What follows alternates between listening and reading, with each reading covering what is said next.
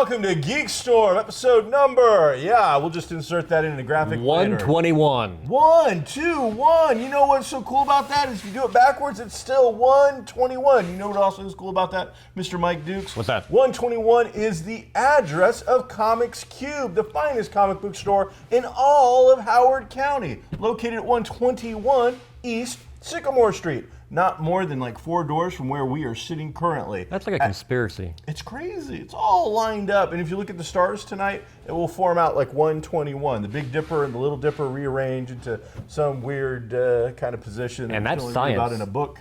And that's pretty cool stuff. I am Sean Hilton. This is my co-host Mike Dukes for the day, filling in for Mike Harrison. We are filmed on Geek Street, which is the, 100 block of East Sycamore, located in downtown Kokomo. Geek Street consists of Comics Cubed, Kokomo Toys and Collectibles, American Dream Hi-Fi, and Goblin Games. And once you've got done getting your geek on, you can always check out some of our fine establishments, such as Cook McDougal's and The Coterie. If you want some lunch, there's the Main Street Cafe. I think I've done enough shilling. Let's get into the fun, cool stuff of the day. One more shill. One more shill. Geek Street now has its very own Facebook page. You're going to find all kinds of info on all 4 of the shops, deals, news, events. Give it a like. Like it, check it out, make it part of your daily social media progress.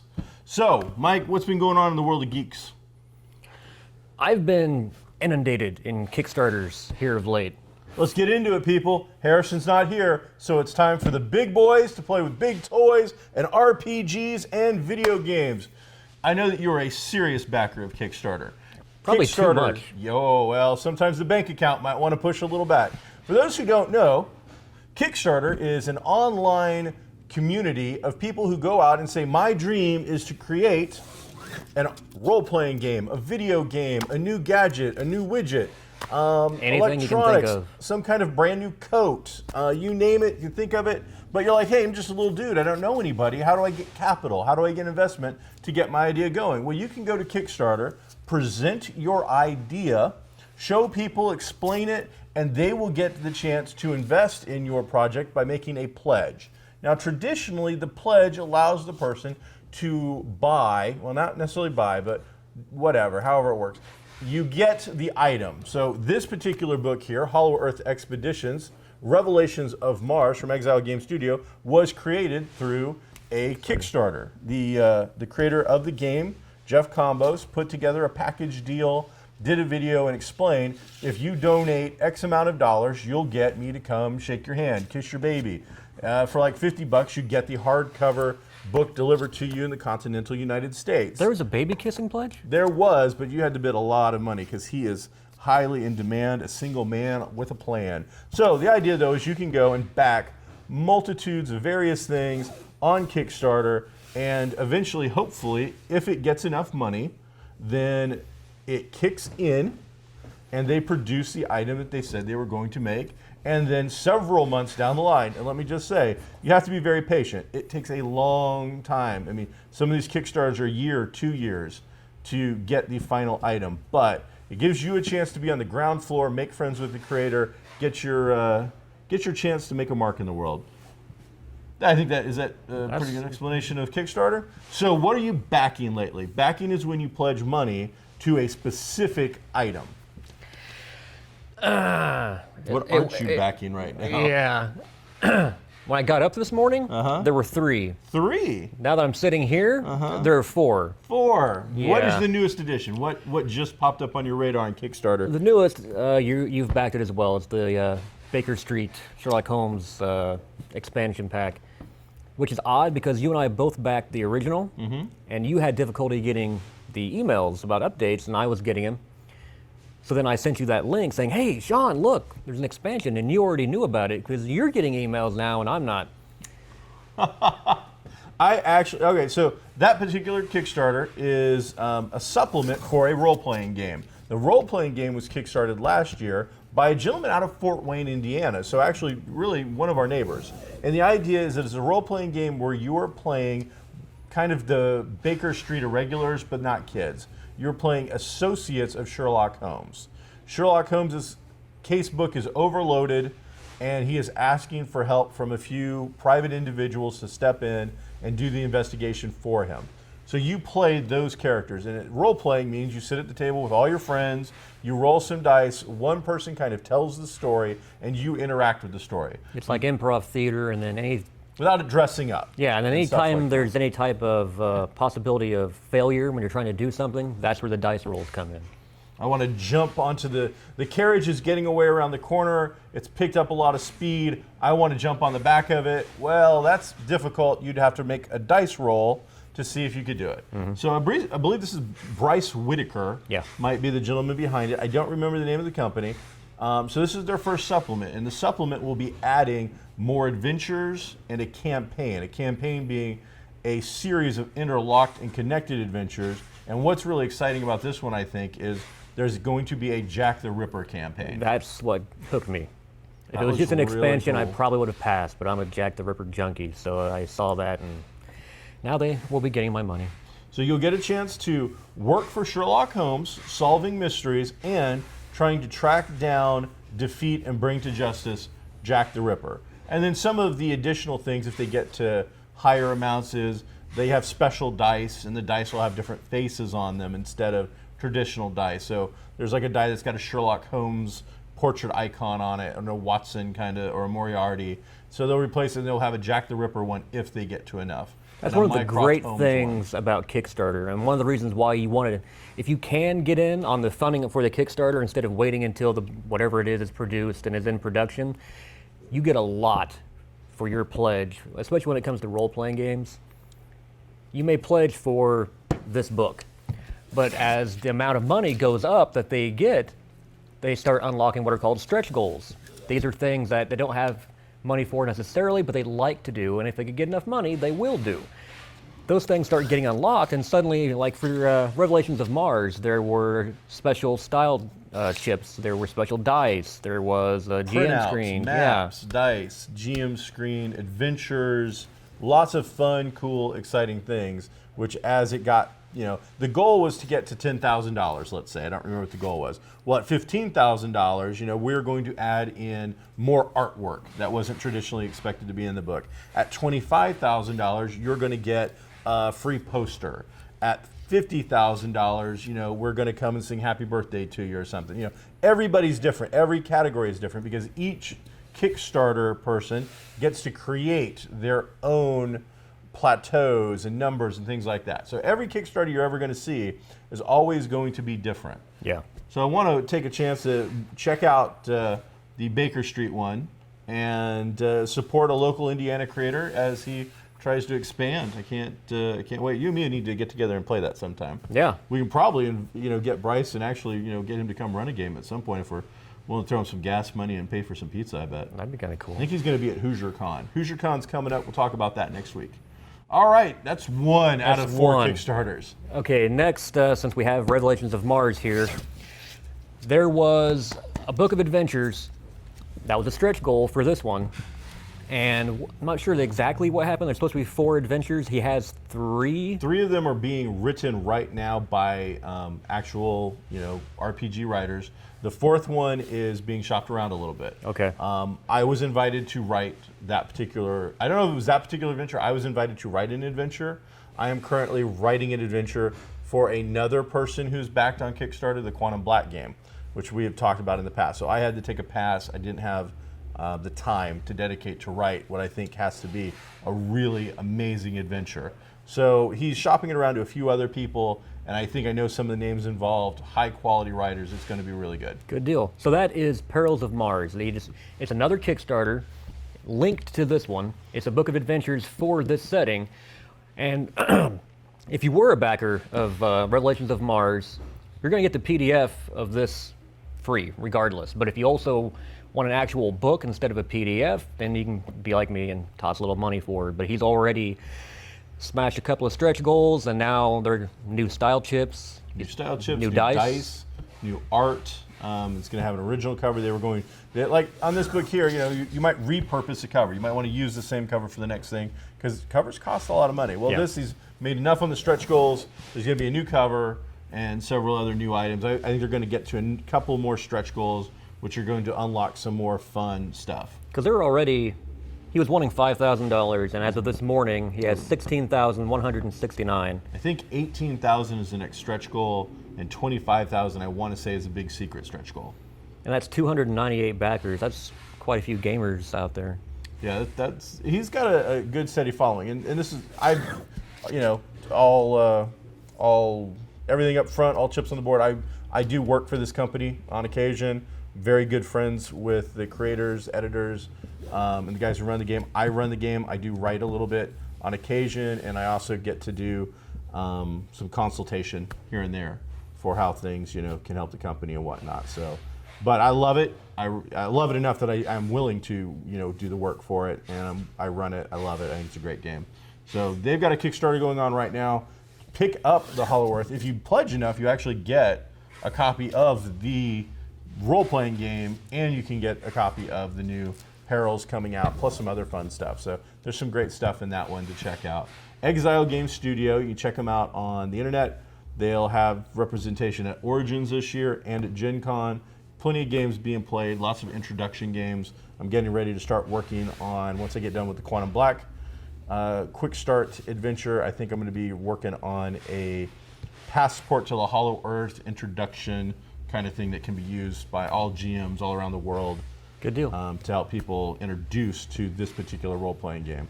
Hollow Earth's kind of Indiana Jones meets Jurassic Park, Hollow World, Edgar Rice Burroughs, Jules Verne, high action, kind of a summer movie kind of a feel.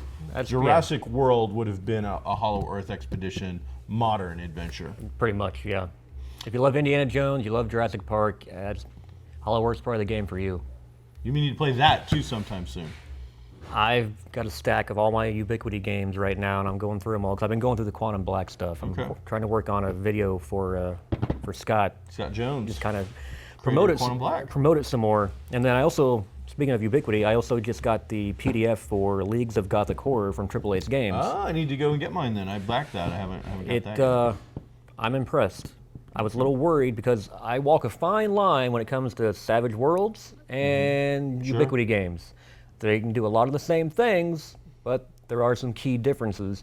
And since Savage Worlds has its Ripper's Victorian horror setting, which was also a Kickstarter from back in October, which I backed, and then Wiggy had his Leagues of Gothic Horror Kickstarter, which I backed, I was a little worried, would I be getting a lot of the same kind of stuff? Yeah, a lot of duplicate style content. My fears were unwarranted. Sweet. Ripper's is its own thing. Yeah. It takes place in Victorian England, but it's its own setting, its own little world, its own things occurring. Leagues of Gothic Horror is more of a toolkit, taking anything from literary Gothic horror from its beginnings all the way up to current movies like Crimson Peak. Okay. And just some of the ideas that he tossed forward, like one of the character options now, you can play a ghost. Okay. And one of the things was kind of I don't know if you ever played any White Wolf, the Wraith role-playing game. Nope. Well, one of the possibilities he mentioned for a game idea was everybody plays ghosts. Okay. And then, of course, ghosts have their own little netherworld where they're kind of normal. So you could have two sets of characters, same character, but one in that world and the one that crosses over as a ghost into our own physical world.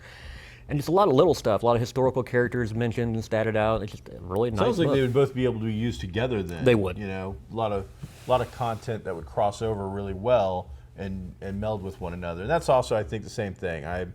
When I bought into Hollow Earth Expedition, I was looking for Savage Worlds. I thought Hollow Earth Expedition was Savage Worlds. Happy accident for me. Turns out, love the system. And it's and since then, it's been my favorite go-to game since then. So, but Savage Worlds, Shane Hensley does amazing quality work. Incredibly nice guy. I love to get any opportunity I get to sit down and say hi to him and talk to him. And I am in a position where, luckily enough, I get to just say hi once in a while. He's a great guy. All the Pinnacle staff, there's really great people. A lot of fun people. So especially Jody and Clint, yeah. I like those peoples. All right, so that's 2 out of 4 Kickstarters. Next is kind of a big one as far as licenses go. and it's one that's been around in different incarnations a number of times. It's the Robert E. Howard's Conan role-playing game. Okay. Man, Conan has got a huge thing going on right now because there's like at least 2 board games. I want to say a card game of some sort. There's been multiple RPGs, tons of comics. They reprint the books constantly. There's talk of a Arnold Schwarzenegger-backed That's still supposed to happen. Conan movie. King Conan. So, man, Conan is super hot. So this is a Kickstarter to develop a Conan role-playing game. So you won't be necessarily playing Conan, but you would be playing in that the world. age of Hyperborea, across the stories of Conan. And it has gone gangbusters. You mentioned the board games. They've got enough money, they've actually started linking things. So now you're getting setting information from the Age of Conan video game. Okay. So characters and lands from that game are going to be translated. They've got the license and it's all interconnected. Going to be translated to this game. And then the board game, or no, they just announced they're coming out with their own board game. I was going to say, unfortunately, there's a couple of Conan board games. I've backed one that's now incredibly late, and I'm still waiting on it. I'm not sure which one it was. Shane, I think, was involved with one. I don't know. I would normally have backed his, but I'd already backed another Conan game, and quite frankly, putting out a ton more money for 2 Conan games. What was his called? Crom? Might have been. It looked amazing. I saw the Gen Con demo, and it was after I'd already backed the other one to the tune of like $150. I bought like a giant package which got you, I think it's near 150 miniatures or something crazy like that. It was a ton of, because they just kept unlocking, and you kept getting. Yeah. It wasn't add-ons necessarily. There were add-ons that you could do.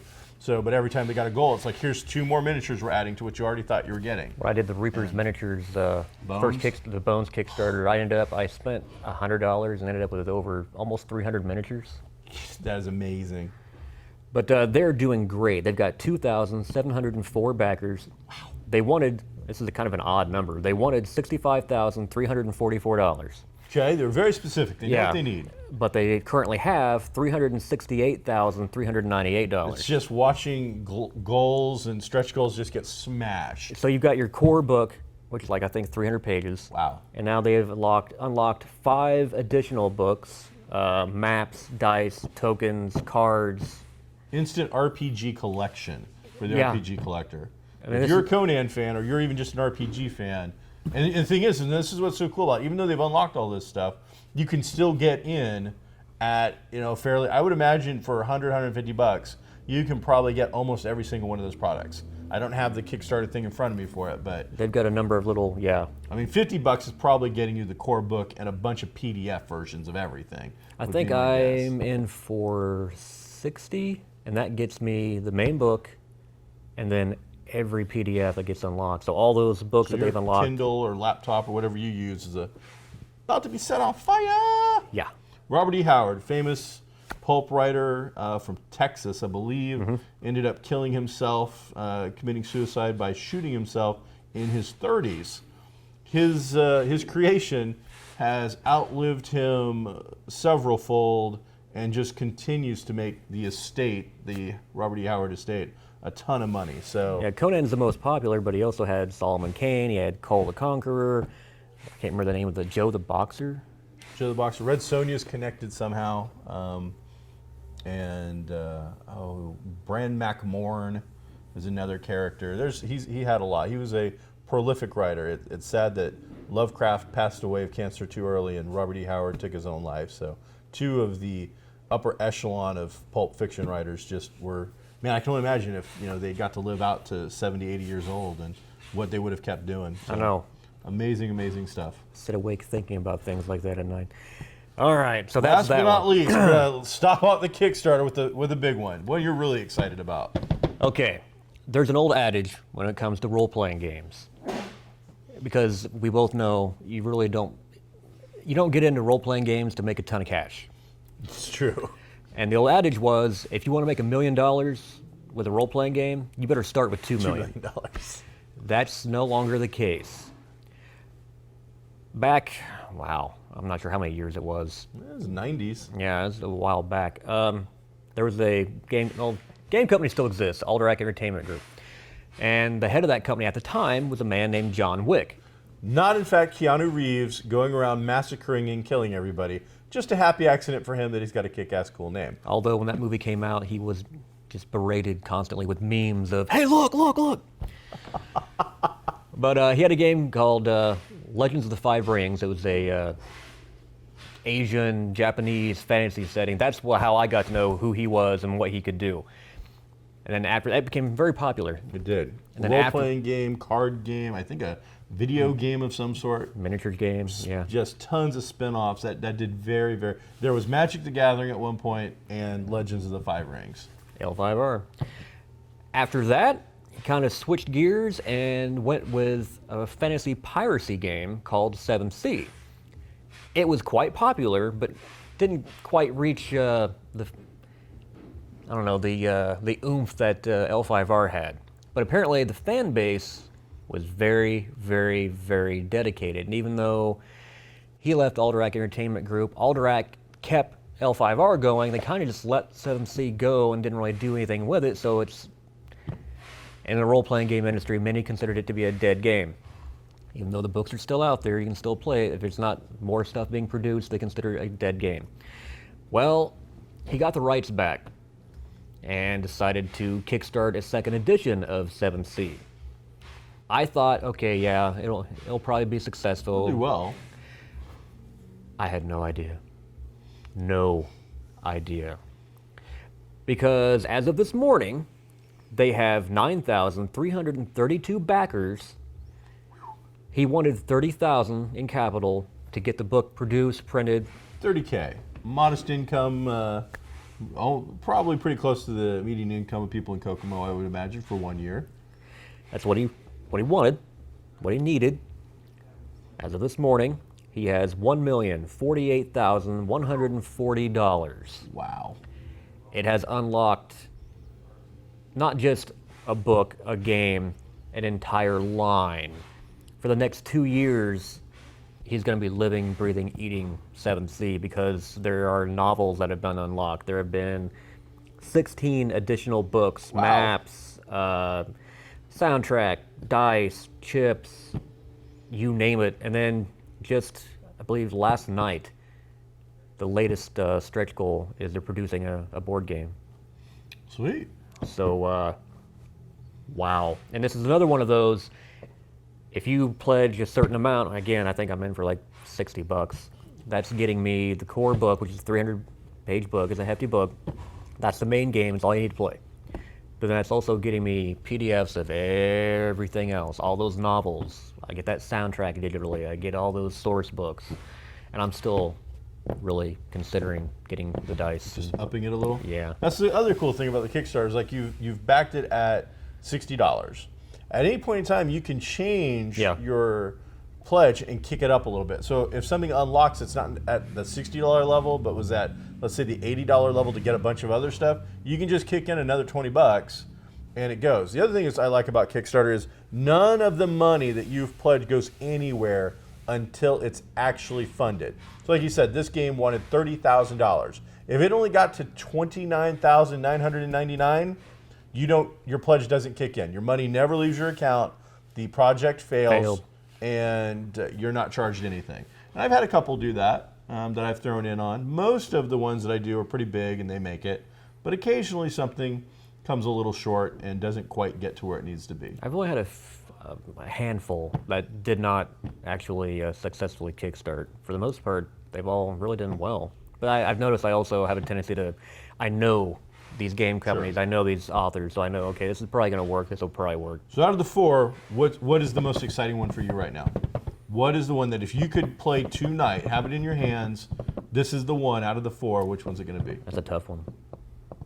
Well, that's why we throw out the hard. Mike Harrison's not here, it's Mike Dukes. Now we get to the nitty gritty, the real, the meat of the bone. I'm a big Pulp fan, I'm a big Conan fan. I have, I think, almost all the previous versions of the role-playing game for the D20 system. Wow, okay. I've always wanted to play it and never had a chance. But 7C I have played back in the day. I'm a big Black Sails fan. You ever watch that show? I've heard about it. I've not seen it yet. I just had a customer in at Comics Cube yesterday telling me all about it and how I've got to check it out. I love it. My girlfriend loves it. So piracy on the high seas. And the thing about 7th Sea that's different from most other role-playing games, most other games, when you start out, you make your character. On the totem pole of characters, you start down here. Yeah. And you have to work your way up. 7th Sea, they start you up here. You're not a wannabe hero. You are a hero. You're going to have the queen coming to you and saying, okay, I'm in trouble. You need to get me out of this country now. Okay. So a high adventure kickstarts immediately. Man, that's going to be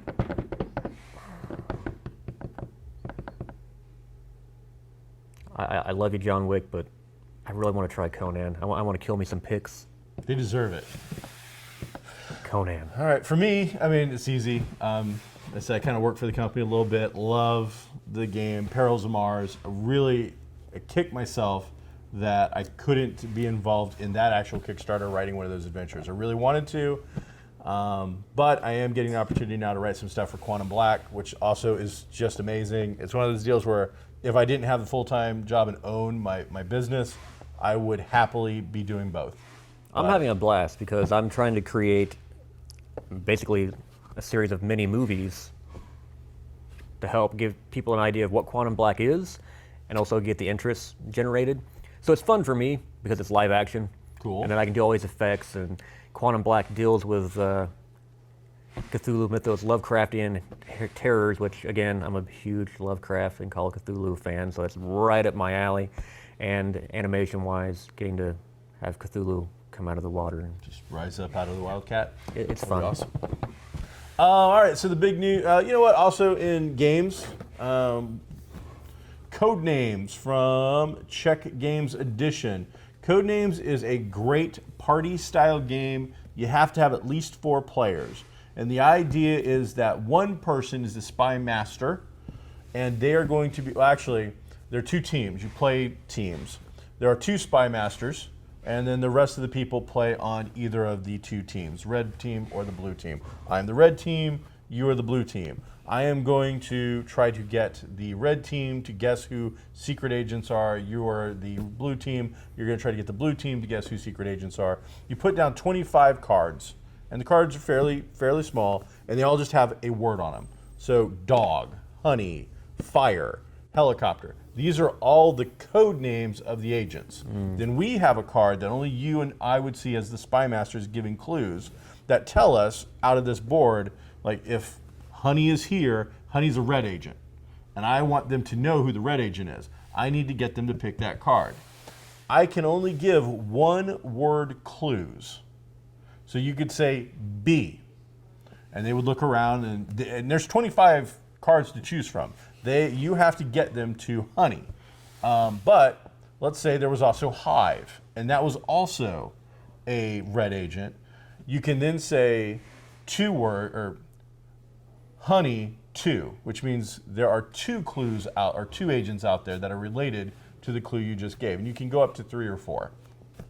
However, if Hive and Honey are out there, and Honey is a red agent, but Hive is a blue agent, then you don't want to use B because you don't want them to accidentally pick the blue agent. Not only does it flip over for your team, but it also ends the turn of the regular guys. Out of the 25 cards, there's also innocent bystanders. If you pick an innocent bystander, it's revealed as an innocent bystander, and your turn ends. And out of the 20, and there's several of those. Out of the 25 cards, there is 1 assassin.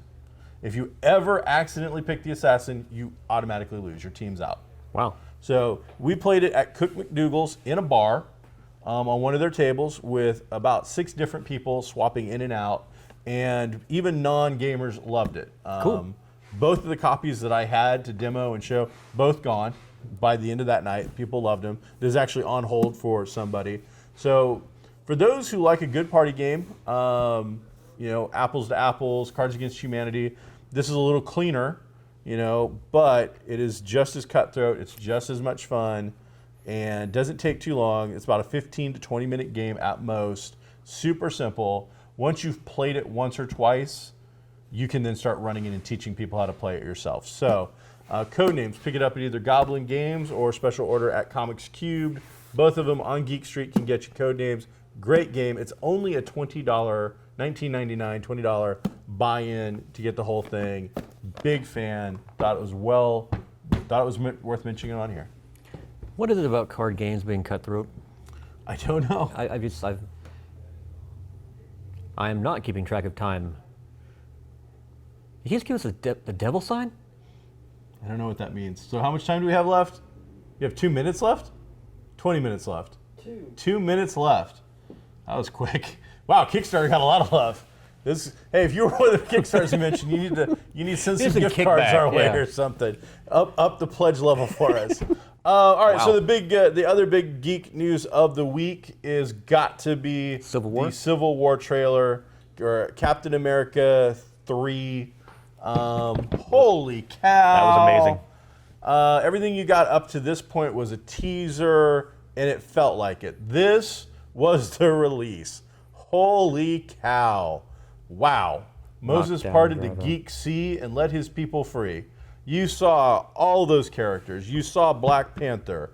You saw what a little bit of the story was about. You saw amazing action. The budget for this movie, huge, and now it shows. Jeez, absolutely. You saw the lineups of the teams. You just saw some really, really cool stuff. There's some emotion in there, too. That one line by Robert Downey Jr. when he's talking to Cap, he's like, I was wrong about you. The whole world was wrong about you. Now I'm kind of, because I've heard a lot of little rumors that this is supposed to change the entire landscape of the Marvel Cinematic Universe. And something's supposed to happen at the end. Someone dies, something. So I'm just curious what is going to happen. The big reveal, the very end of it, Tony Stark, Iron Man, unveils what we were all hoping to see. Spider-Man leaps into frame, steals Cap's shield, and then does a quick one-liner. Looking into it pretty in-depthly, and that's it.